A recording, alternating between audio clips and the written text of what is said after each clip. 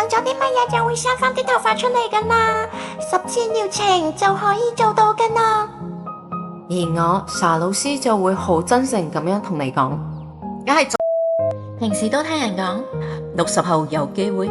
，70後有根基，90後又夠快又夠醒，而我就係中間嗰一批80後，冇特別嘅資源，冇靠山，靠一對手慢慢行出嚟嗰啲嘅平民。我成日都笑自己係嗰啲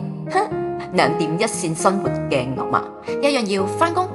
同埋返工。有人話你已經比好多人成功啦。細嗰陣我可能會話係啊，希望我可以紮好啲咯。但當我喺文化呢一行埋頭苦幹咗10年之後，到近年我先至發現，原來我唔係真係識做生意。我所謂嘅成功，其實係客人們一齊造就我出嚟嘅。回想當初，我只係一個肯捱、肯聽、肯做、唔怕試錯嘅人，就好似好多香港人咁，有韌力、有底線，由一間幾百尺嘅小店到而家2000尺嘅鋪頭，由香港走到新加坡，再到中國。幸運嘅係我遇到一班又一班支持我、信任 MPM 文化專家嘅客人，一次又一次咁俾機會我，陪我一齊行到今日。好彩呢10幾年我都冇變過，依然都係嗰個願意以真誠去做生意嘅人，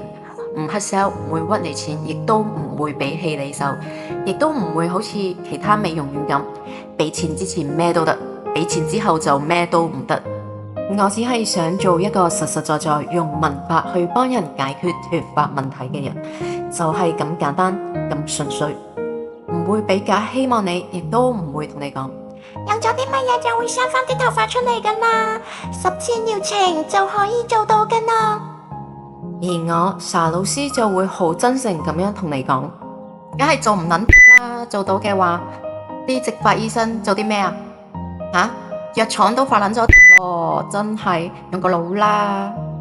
所以我啲舊客人嚟過，其實都知道查老師係啲咩人，所以我成日都講，我而家嘅所謂嘅成功同規模，其實真係我一班又一班嘅客人用信任同支持嚟堆砌翻嚟嘅。最後，我想多謝每一位幫襯過我 MPM 文化專家嘅客人。